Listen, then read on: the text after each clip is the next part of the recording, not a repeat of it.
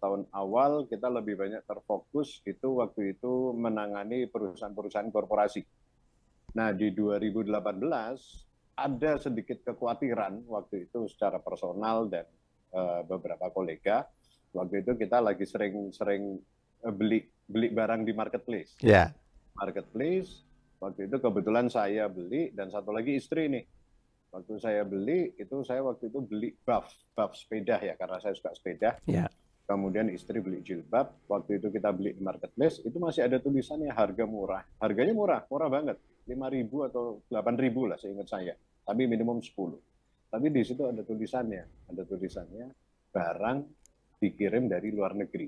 Oh, oke. Ya. Dan itu waktu itu sempat berpikir juga, wah ini kalau buff jilbab ini dari luar negeri, lah ini pengrajin-pengrajin kita yang ada di Tasik, di Garut, di Cirebon, di mana-mana gimana ini, gitu kan? Masa ini harus dikirim dari luar negeri. Nah, dari situlah akhirnya kita coba, wah ini kelihatannya ini ekspor harusnya nggak harus korporasi, ini personal bisa, orang yang pedagang biasa itu bisa. Dan ada kolega saya, ada namanya Pak Reza, itu yang jibaku benar-benar mencari cara gimana biar ekspor itu bisa untuk personal dan untuk perusahaan-perusahaan kecil menengah. Nah, akhirnya ya alhamdulillah 2018 itu kita start. Kita buka satu divisi yang khusus kita bilang itu commerce. Jadi yang benar-benar untuk usaha kecil menengah dan untuk personal shipment lah ya. Seperti itu. Nah, waktu itu di awal itu ketika membantu UKM ya, Pak Ricky ya, itu titik keberhasilannya itu seperti apa itu? Bisa terlihatnya begitu? Ya, jadi sebenarnya kita udah mulai waktu itu kita perkenalkan ke pedagang-pedagang kecil, ke online shop bahwa kenapa barang Anda nggak ekspor? Ya. Ternyata selama ini mereka sudah pernah berapa kali, cuma mereka selalu bilang repot. Sekali saya ngurus saja repot, 2 kali repot, terus biayanya mahal, ribet dengan bayarnya, dokumentasi dan lainnya. Nah, akhirnya kita edukasi, enggak kok, gampang kok, semuanya kita bisa bantu. Anda pokoknya punya barang aja, kasih ke kita, udah nanti kasih nilai barangnya berapa, kita berangkatin. Udah seperti itu aja yang kita edukasi ke mereka sih, Bang. Ya, artinya memang sebenarnya untuk mengekspor barang dari hasil UKM itu tidak susah begitu ya, Pak Ricky ya. Cuman pengetahuan edukasi dari para pengusaha UKM mungkin yang kurang begitu, Pak Ricky. Sebenarnya gini, Bang. Sebenarnya sih sosialisasi dari government itu udah bagus. Ya. Pemerintah itu udah cukup bagus. Tapi kita tidak bisa salahkan juga karena masih banyak yang beranggapan bahwa ekspor itu harus, kalau bangsa ini sendiri lihat nih, gambaran ekspor itu harus apa sih? Banyak orang lihat tuh harus kontainer. Ya, harus kontainer, betul. Ya. Harus kontainer. Kontainer base lah begitu ya. Kontainer base. Ya. Berarti harus banyak, kemudian harus besar gitu kan. Ya. Padahal kalau kita balikin, saya sering beli belanja waktu itu dari luar ya. Saya suka buku. Saya beli di marketplace di luar untuk cari buku. Itu kan kita beli buku satuan ya, Bang. Ya, betul. Nggak satu kontainer kan. Iya. Gitu kan. Nah, berarti kan bisa. Berarti kan dari sini ke sana pun pasti juga ada buyer yang butuh satuan kan. Barang itu cuma satuan, 2-an, 3-an seperti itu.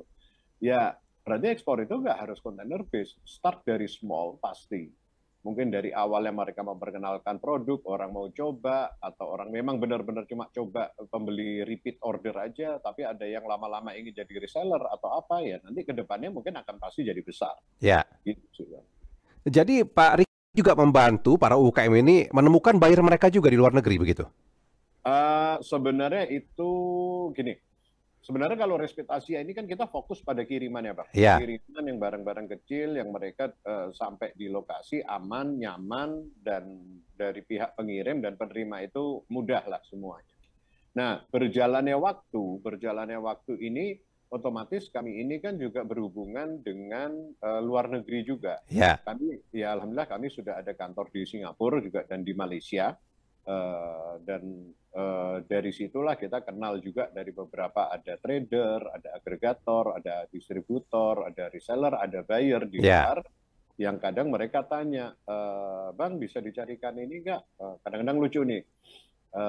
Kalau yang dari khususnya nih kayak Malaysia Ya, itu food minded banget, Indonesian food minded ya. sekali gitu. Tolong dicarikan saya piscok gitu. Apa? Piscok, Piscok, pisang coklat. pisang coklat gitu kan.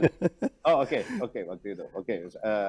Kita kontak beberapa UKM, tolong dong kasih fotonya, sampelnya, piscoknya kayak apa, dikasih semua. Setelah kita kasih, wah ini bagus, oke mereka mau. Tapi yang lucu mereka tuh ada mainnya itu kalau food itu masih ke Bandung gitu. Ya, Jadi mereka tanya, ini piscoknya mana? Waktu itu saya bilang, oh yang ini dari buatan Jawa Timur, yang ini buatan Riau. Wah, tolong carikan yang made in Bandung. Ya udah, kita nggak bisa apa-apa gitu ya. Buyer menentukan. Jadi ya dari hal-hal seperti itu akhirnya kita kenal beberapa yang akhirnya kenapa nggak kita coba. Yuk cari apa deh. Anda cari apa? Yuk kita temukan dengan UKM gitu kan. ya, Anda yang nilai barangnya, Anda yang kurasi dari Zoom waktu itu kita ya, Zoom. Jadi UKM itu cuma memberikan slide-nya di Zoom. Nanti mereka tanya ini levelnya apa, pedasnya apa, level 1, 2, 3, rasanya apa. Kemudian udah ada logo halal, udah halal belum? Kemudian macam-macam. Kalau mereka tertarik, oke deh, saya mau gitu kan. ya. Nah, seperti itu sih Bang, proses-proses dari itu akhirnya ya berjalan. Beberapa kali kita pertemukan beberapa calon buyer dengan beberapa UKM. Ya. Nah, sekarang ini totalnya sudah berapa banyak UKM yang memang bekerja sama dengan Raispeed dan dibantu begitu, Pak Riki? Oke, kalau kita bilang bekerja sama secara langsung enggak Ya, sebenarnya, karena memang banyak UKM yang ya alhamdulillah mempercayakan ke kita untuk produk-produknya dikirim keluar. Kalau dari database kami itu kurang lebih ada lebih dari 10.000 banyak juga ya, Coach Getty ya. 10.000 yang Ya, sudah kirim, karena almost hampir seluruh Indonesia gitu ya. ya. Rata-rata apa itu produknya yang diekspor, Pak Riki? Nah, kalau yang mereka kirimkan itu kalau kita ambil sewaktu zaman COVID, Ya, after COVID 1 tahun, 2 tahun after COVID itu masih dominasi dari food. Yang dry food kebanyakan crackers, kemudian ada juga yang kayak ini nih. Saya juga tertarik waktu itu lihat yang ekspis ini, yang ini ya. Ada apa? Cireng ya. cireng, ya. Nah, kaula. Kaula, ya, cireng kaula. Produk itu memang sangat diminati sekali, gitu, Nah, kemudian beralih karena COVID sudah ini flight juga udah open, beralihlah mereka ke ada fashion, ada craft, Ya. ada indigo. Nah, karena orang-orang luar ini dan orang Indonesia yang di luar udah mulai melirik produk-produk Indonesia ini, ternyata produk-produk UKM ini, waduh cakep-cakep, Ya. keren gitu kan. Akhirnya mereka pun juga mau bawa itu ke negaranya mereka. Ya. Nah, sebelum kita ke syarat apa sih yang memang dibutuhkan UKM untuk siap ekspor ya, Coach Getty ya. Dari yang disampaikan oleh Pak Riki tadi bisa kita tarik kesimpulan bahwa UKM itu memang perlu mitra. Iya. Perlu kolaborasi dengan pihak lain dan perlu cari tahu bagaimana caranya begitu ya, Coach Getty ya. Jadi Pak Riki membangun mindset bisnisnya bahwa untuk maju, ini nggak bisa semua dijalani dengan sendiri dan terlalu eksklusif hanya berpikir logistik aja gitu. Padahal peluang-peluang itu sudah ada, tapi mungkin belum kita sentuh. Dan ternyata begitu kita punya ide, kita jalankan, kita ukur keberhasilannya, dan itu menjadi sebuah hal yang berbeda. Sehingga, kalau kamu mau ekspor ke luar negeri lewat Raispeed Asia aja gitu. Dan itu jadinya menjadi brand, menjadi sebuah image ya, bahwa yang namanya ekspor itu nggak harus satu kontainer gitu. Sehingga ini akan terus tumbuh dari mulai kecil gitu ya. Tapi yang paling penting adalah nih para UKM ini juga sekarang kita dampingi untuk mereka punya patennya juga di negara yang di tempat dituju, karena takutnya nanti dia pasti ada persyaratan untuk masuk ke sebuah negara gitu ya, dan itu yang mereka sudah mulai punya izin untuk ekspor di tempat yang sering ada pembelian. Begitu ya. Dan juga pemerintah membantu tentang perizinan, tentang halal tadi, sertifikat. Dan ini sertifikat halal ini banyak dikasih saat ini, ada yang gratis. Karena bulan Oktober ini harus semua halal gitu. Betul. Itu sih Bang Zaini. Jadi memang ini konsep kolaborasi juga. membangun sebuah ekosistem bisnis. Ya. Dan Pak Riki ini juga sering bantu saya untuk menjelaskan kepada UKM tentang ekspor. Ya, dari pelakunya langsung dan punya pengalaman di luar negeri terhadap permintaan buyer, dan Pak Riki ini sering menginfokan kalau ada pameran di Malaysia, di Singapura kepada UKM untuk mau nggak ikut pameran gitu. Ya. Barangnya bisa dititipin atau dia ikut ke sana gitu. Bisa juga gitu. Ya, kolaborasi bisa membuka peluang bisnis makin besar begitu ya. Pas gitu ya. Nah, silakan Anda bisa bergabung bersama kami di 021 352 3172 atau di 021 386 2375 atau di 021 384 4545. Kita break sebentar ya. Nanti kita kembali setelah berikut ini.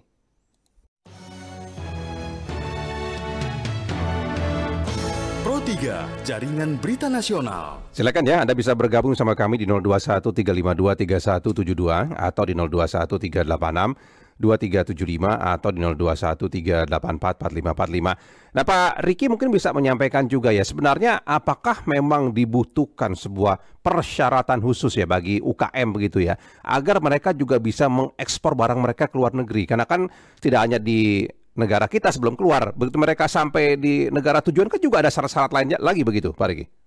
Ya, makasih Bang Zaini. Jadi kalau ke UKM di sini mereka berarti sebagai pengirim gitu ya. Bang. Sebagai pengirim itu kita bicara UKM nih, bukan korporasi. Kita selalu bilang, oke, syaratnya cuma 3 sih kalau Anda itu ingin ekspor. Yang pertama itu Anda punya barang yang akan diekspor, kemudian setiap barang itu pasti punya nilai, berarti nilai yang akan dijual atau nilai barangnya yang akan dijual. Yang terutama Anda punya buyer. Udah, dengan 3 syarat utama itu aja, Anda udah bisa ekspor. Gitu. Itu kalau kita jelaskan ke UKM. Jadi jangan kita perumit mereka itu dengan nanti dokumentasi A, B, C, dan D. Mereka pasti akan mundur. Jadi di situ biar kami yang repot. Gitu. Kami yang menyiapkan dokumentasinya semua untuk barang berangkat. Nah, terkait dengan di negara tujuan, memang di tiap negara tujuan itu kan kita nggak bisa pastikan bahwa negara A, negara ambillah Singapura, Malaysia, Thailand, Jepang itu memiliki peraturan yang sama. Pasti ada perbedaan. Nah, disinilah fungsinya kita untuk menjelaskan pada saat mereka mau mengirimkan, misalkan mereka mengirimkan ke Taiwan makanan tapi yang contain meat, gitu, daging, gitu. Kita bilang, oh ini forbidden, tidak bisa kalau ke Taiwan. Kenapa? Karena di sana memang sangat ketat. Begitu juga ke beberapa negara yang lain. Kemudian barang-barang yang sifatnya komoditi raw yang masih mentah. Nah, ini bisa tapi harus dibutuhkan misalkan ada sertifikat A, B, dan C. Kalaupun mereka tidak terlalu paham ya kita sarankan baiknya jangan. Nah, terkait dengan izin-izin di negara tujuan, sebenarnya Bang, sebenarnya si buyer, si pembeli itu harusnya mereka sudah paham. Mereka kan mereka membeli dari Indonesia, kemudian masuk ke negara yang mereka. Harusnya mereka paham, ya kan? Nah, tapi kita juga mengedukasi pengirim, jangan sampai ternyata barang itu sampai di tujuan tidak diterima oleh si penerima, karena si penerima ini berhak meminta barang itu dikembalikan. Nah, jadi ada edukasi-edukasinya di situ. Jadi pada saat mereka datang, oke, ini bisa berangkat, ini enggak, ini oke, udah. Mereka tinggal siapkan barang, mereka siapkan nilai barangnya berapa, kemudian mereka sudah ada jelas penerima siapa, udah kita berangkatkan. Intinya sih di situ aja sih Bang Zaini. Nah, ini kan intinya pelayanannya kan sudah all in one sebetulnya. Coach Getty ya. Nah, itu ada nggak kemudian UKM yang memang betul-betul merasa sangat terbantu dari mulai dia ekspornya kecil sampai sekarang mungkin jumlahnya besar begitu, Pak Riki? Yang Pak Riki tangani? Sebenarnya pasti ada itu Bang Zaini. Cuma kita sendiri nggak bisa deteksi siapa yang sudah sampai kontaineran. Tapi kalau yang dari awal yang kita ikuti itu memang ada, yang saya ikuti ada satu UKM yang benar-benar mereka, beliaunya start itu dari rumahan, karena beliau ibu rumah tangga, sampai akhirnya beliau ini ekspornya itu nggak ke satu negara, tapi mungkin udah lebih dari 10 negara. Kuantitasnya pun mulai dari satuan, akhirnya mungkin tetap masih belum koridor kontainer, tapi udah dalam berapa lusin gitu ya, berapa lusin ke negara ini, negara ini, negara ini. Jadi ada yang berkembang seperti itu ada. Ya. Nah, Coach Sugeti, ini kan mungkin bagi UKM belum banyak juga yang tahu. Padahal produk mereka itu punya kualitas ekspor mungkin begitu ya. Nah itu sejauh ini Coach Sugeti bagaimana bisa membantu para UKM ini agar mereka juga menjadi tahu begitu? Ya, jadi dari program inkubasi yang saya lakukan ke beberapa komunitas UKM di dalam program-program kementerian bahkan koperasi. Materinya bukan cuma bagaimana membuat produk, bagaimana menjual, tapi kita juga memberikan materi yang tadi Pak Riki bilang tentang bagaimana siap ekspor. Karena namanya inkubasi, kita jelasin metodologinya. Mereka akan mempersiapkan sehingga mereka siap dan mereka komit terhadap apa yang mereka mau capai. Dan ini yang kita terus lakukan, rutin gitu ya. Dan ada video pembelajarannya, ada pertemuan forum-forum rutinnya, sehingga mereka antar UKM itu saling juga berkomunikasi. Dan kita terbuka, Pak Riki, saya terbuka kalau ada UKM yang mau bertanya atau mau belajar di kelas kita, atau mungkin mereka mau menjadi klien kami, itu terbuka. Karena pada saat Anda ingin tumbuh, Anda harus belajar. Pada saat Anda ingin sukses, Anda harus menjalankan. Pada saat Anda ingin tumbuh, Anda harus bisa mengukur keberhasilan Anda dan tingkatkan kemampuan dan keahlian Anda untuk Anda menjadi bisnis yang level up gitu. Nah, ini kan kalau untuk ekspor kan mungkin bagi produk UKM bukan hanya soal rasanya enak mungkin kalau untuk food ya begitu atau mungkin banyak diminati orang begitu lain daripada yang lain punya nilai lah. Paling tidak barang itu. Nah, kadang-kadang kita punya penyakit juga nih, Coach Sugeti UKM. Konsistensi, kualitas. Nah, itu bagaimana itu? Nah, konsistensi itu gini. Kadang-kadang UKM itu takut harganya kemahalan.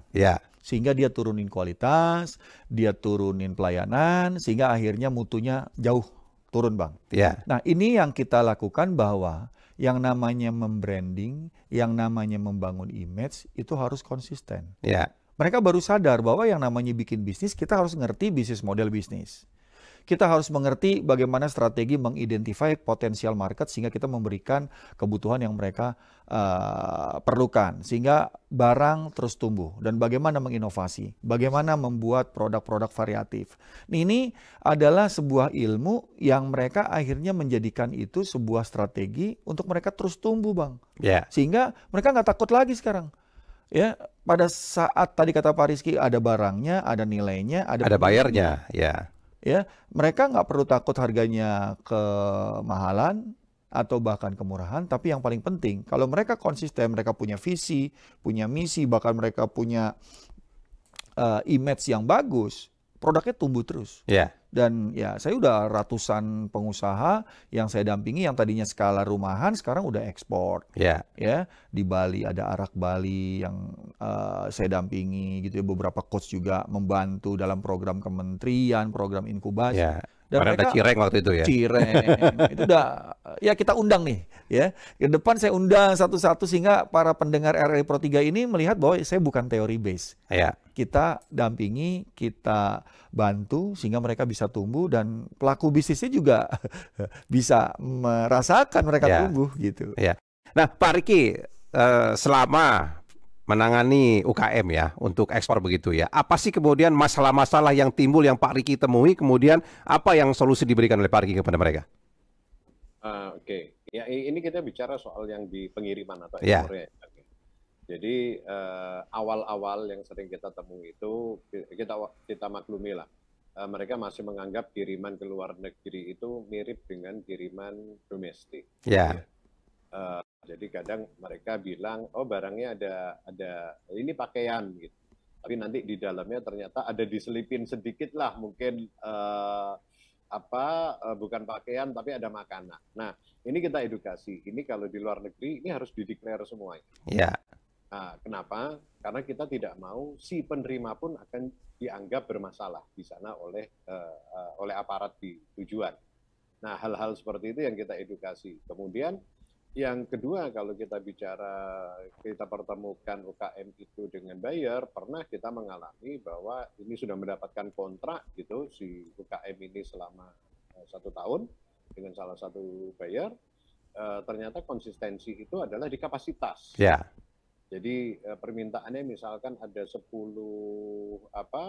dus, ternyata mereka hanya bisa nyiapkan 5. 12 diminta 12, ternyata ready cuma 6. Nah, kita edukasi di sana ke UKM, oke Anda siapkan aja, kemampuannya Anda berapa, itu yang harus disampaikan ke buyer. Yeah. Buyer ini pada saat udah suka dengan barang Anda, berarti buyer akan menerima apa adanya dulu nih. Ya. Yeah.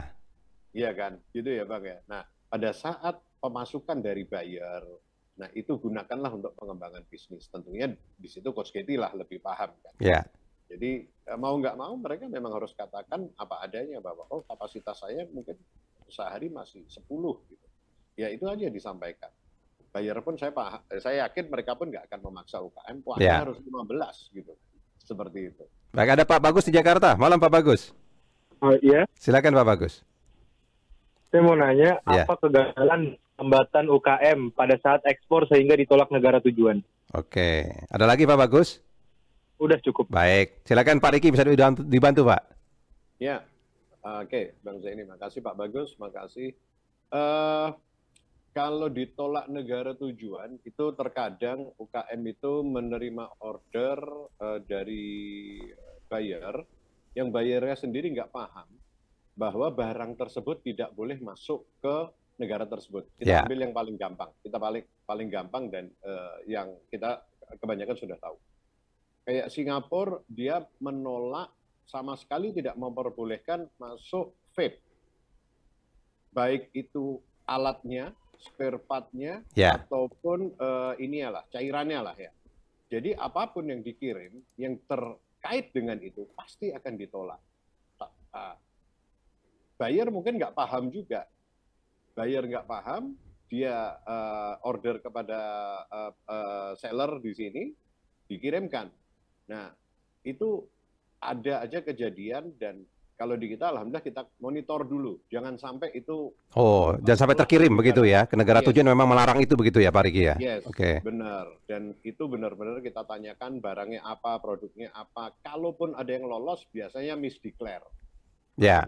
Maksudnya sebenarnya itu barangnya A tapi dikatakan B gitu ya.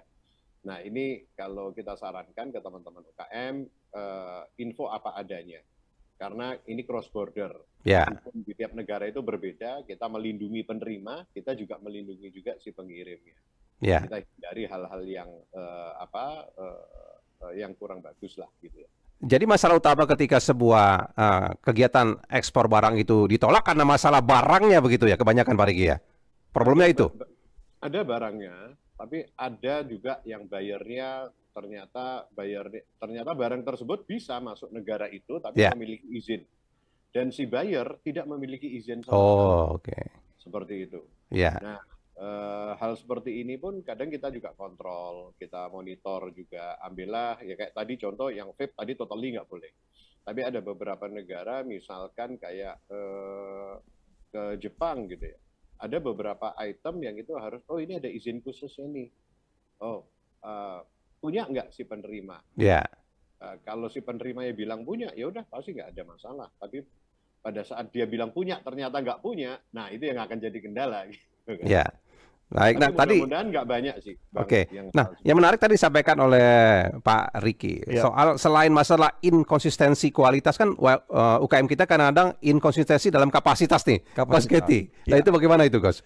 Jadi pada saat mereka itu menawarkan produk, mereka juga harus paham apakah mereka punya kemampuan kan gitu ya. Karena banyak yang mungkin dijualnya B2C atau B2B. Kalau B2B ini yang mereka punya kontrak yang kalau mereka minta misalnya 1 lusin, ya harus sediain 1 lusin. Nggak bisa cuma 6 gitu ya Bang. Dan cara mengatasinya lagi, UKM-nya ini harus bisa memiliki unit kapasitas kerja yang mungkin mereka bisa tambah. Itu biasanya UKM yang memang punya kapasitas masih kecil, begitu ada permintaan banyak, itu mereka melibatkan masyarakat setempat untuk membantu. Nah, Bali Ayu adalah salah satu perusahaan yang bisa melibatkan masyarakat setempat, karena si UKM ini, si Bali Ayu yang Bu Komang ini, dia membuat orang itu dilatih untuk satu waktu bisa menjadi cadangan pekerja. itu meningkat. Tinggi, meningkat. Ya. Dan satu, mentraining orang dengan free atau berbayar pun itu memiliki, kita punya resource baru kan gitu ya Bang. Ada juga klien saya yang craft gitu ya, jepitan rambut lah, apa segala macam. Dia pada saat pesanannya sepi, dia training masyarakat sekitar untuk bisa mengerjakan produk itu. Dan itu biasanya ibu-ibu tuh. Kalau di daerah tuh banyak ibu-ibu tuh. Mereka mencari sampingan pada saat ada pesanan nih 1000 pita misalnya. Kamu mau ngambil berapa? Saya ngambil 20, rumah ini 20. Itu diantar Bang ke rumah-rumahnya Bang. Ini 20 ya, bahannya ini, nanti besok diambil lagi. 20. Akhirnya dikumpulin dan alhamdulillah standarnya sama. Dan itu bisa. Bisa memenuhi. Itu yang harus teman-teman UKM itu kalau memang mau tumbuh, ya nggak bisa, mau besar nggak bisa sendiri, memang harus melibatkan ya kerjasama dengan dinas tempat. Mungkin dinas tempat ada Kemenaker yang bisa punya mungkin calon-calon pekerja yang tidak punya kemampuan dilatih. Itu beberapa kementerian ini punya kekhususannya masing-masing. Kalau yang personal nggak bisa punya kemampuan, coba daftar ke Kemenaker. Nanti diajarin, kamu sukanya apa, disalurin, dan itu semua ada programnya. Kalau yang meningkat lagi ada Kementerian Koperasi, ada UKM-nya, ada koperasinya. Mereka menyalurkan. Kalau bisnisnya memang menengah, oke, kamu masuk di komunitas bisnis ini. Kalau yang kecil di sini, itu semua udah ada. Ya. Cuman masalahnya kita ini kadang-kadang kurang informasinya. Nah, itu problemnya. Kurang informasinya. Makanya sering-sering dengerin RRI Pro 3 gitu ya. Karena saya mengundang banyak dari entitas bisnis gitu ya. Bahkan pelaku bisnisnya, support bisnisnya. Ini saya undang nih tiap Selasa malam nih. Dan mereka adalah mantan klien saya, atau masih klien, atau memang binaan-binaan kementerian, bahkan supportingnya. Gitu, Bang. Nah, baik. Nah, mungkin Pak Riki sekali lagi bisa memberikan tips ya bagi UKM begitu agar mereka siap ekspor, itu apa yang harus dilakukan? Ya, pada intinya sih tetap sama. Mereka harus pede, mereka punya barang. Itu yakinlah bahwa barangnya itu memang bisa dijual dan dinikmati oleh negara luar. Kemudian barang itu punya nilai. Nilai ini pasti nilai Anda akan jual ke luar negeri. Nah, tips pada saat menjual ini yang penting. Kalau mungkin benar nggak Coach Getty? Sebenarnya pasar domestik ini kan mereka untuk UKM ini udah cukup besar ya Coach ya. Sebenarnya mereka untuk ekspor ini targetnya itu adalah mereka mendapatkan margin yang lebih. Karena nggak mungkin dong di Indonesia mereka jual 50.000, masa di Singapura juga dijual 50.000. Harusnya mereka bisa mendapatkan margin yang lebih, karena kan income per kapita di Singapura itu sudah beda gitu kan. Kami selalu bandingkan bahwa ini bergo di Jakarta kayak jilbab itu harga waktu itu kita kasih fotonya 35.000 dan kita samakan waktu itu dengan Singapura. Di Singapura ini yang paling kondisi paling standar itu $20, berarti ya 200.000 ya. 1.000 waktu itu. Nah, jadi ya ini kesempatan UKM untuk mengambil margin lebih. Nah, yang ketiga, pada saat jumpa dengan buyer, itu nggak perlu takut. Jadilah dengan produk Anda.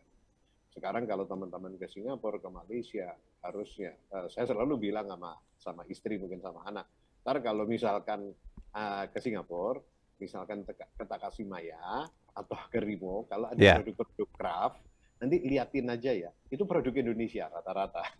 Itu biar lokal Singapura yang beli. Indonesia kita ada gitu kan.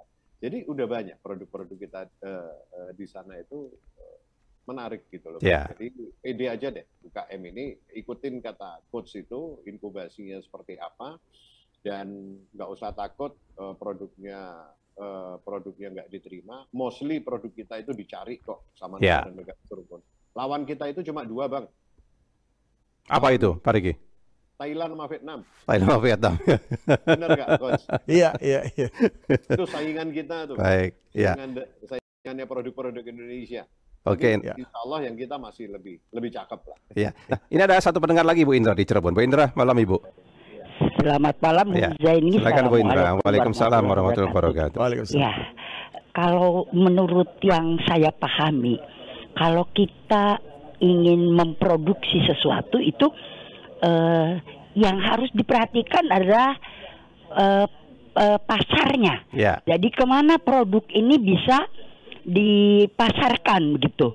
Nah, apakah bisa dilakukan dari Pak siapa ini Coach Getty, ada Coach Getty, ya, bahwa generasi cucu ibu ini diberitahu nih di sana memerlukan barang ini nih pasarnya. Nah, lalu informasi tentang pasar begitu ya, Bu. Nah, kemudian diberi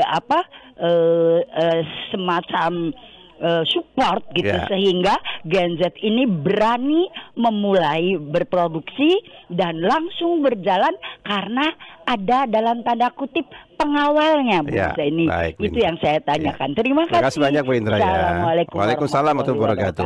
Coach Getty bisa jawab, Bu Indra, sekaligus juga sebagai penutup memberikan tips buat UKM. Jadi sebenarnya nggak ada masalah dengan Gen Z. Gen Z lebih jago dari kita. Masalahnya adalah kepada umur kita nih, baby boomers, yang saat ini jadi pengusaha umurnya udah 50, 60, banyak takutnya. Karena era penjualan saat ini, gaya jualan saat ini bukan gayanya dia. Dia sangat tidak paham dengan teknologi, takut tentang online gitu ya. Kalau Gen Z itu lebih kreatif dari kita. Dia nggak ada masalah, dia lebih tahu dari kita. Bahkan lebih tahu pasarnya kemana sebenarnya. Dia tahu pasar kemana. Bahkan dia tidak bisa memproduksi, dia bisa jualan lebih besar dari yang memproduksinya. Itu Gen Z kita saat ini. Makanya anak-anak sekarang kendalanya bukan kepada dia kreatif untuk jualan. Mereka nggak mau sekolah, mereka nggak mau kuliah. Karena mereka merasa buat apa Pak kuliah? Saya jualan online pendapatan saya udah 100 juta per bulan. Yang sekolah kerja gajinya berapa? Jadinya krisis yang namanya budaya, Bang. Ini yang kita mau edukasi, sekolah untuk urusan bukan cari duit. Sekolah untuk membuat masyarakat kita pintar sehingga kita bisa tumbuh. Untuk urusan cari duit, mau orang itu pintar, mau orang itu biasa aja sekolahnya, kalau dia tidak kreatif, kalau dia tidak inovatif, dia nggak akan bisa kemana-mana. Kenapa saya angkat ekspor? Karena ekspor itu adalah standar. Kalau para UKM kita produknya sudah siap ekspor, berarti dia siap jadi besar. Itu poinnya. Jadi kalau kita belum takut ekspor, berarti kita tadi kata Pak Riki belum pede terhadap standar. Belum pede terhadap produk yang dibuat itu kelas dunia. Gitu, Pak. Baik, kalau begitu. Coach Getty dan juga Pak Riki, terima kasih banyak sudah bersama kami malam hari ini. Terima kasih, Pak Riki. Selamat malam, Pak Riki. Assalamualaikum warahmatullahi wabarakatuh. Waalaikumsalam. Coach Getty juga selamat malam, Coach. Selamat malam. Sampai ketemu lagi pada saat depan ya. Baik, nanti kami hadirkan untuk dialog khusus energi sukses bisnis tentu dengan tema dan narasumber yang berbeda. Banyak UMKM di Kabupaten Natuna sekitar 1 sampai 2 tahun yang lalu, mulai dari harga Rp25.000